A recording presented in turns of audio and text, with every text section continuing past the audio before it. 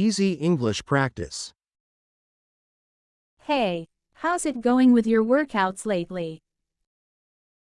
Pretty good. I've been focusing on strength training mostly. How about you? Same here. I've started lifting heavier, and I can definitely feel the difference. That's awesome.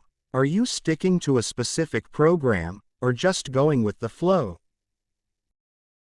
I'm following a program for strength, but I mix in some cardio here and there. Do you do cardio too? Not as much as I should, honestly.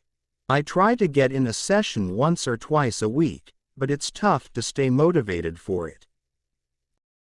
I get that. Cardio can be a drag. But I find that switching up machines, like using the rowing machine one day and treadmill the next, makes it more interesting. Good idea. I'll try that. Are you seeing the progress you wanted? Yeah, it's slow but steady. I'm just proud of sticking to it consistently. How about you? Same. Progress is slow, but I feel stronger, and that's what matters most, right? Same. Progress is slow, but I feel stronger, and that's what matters most, right?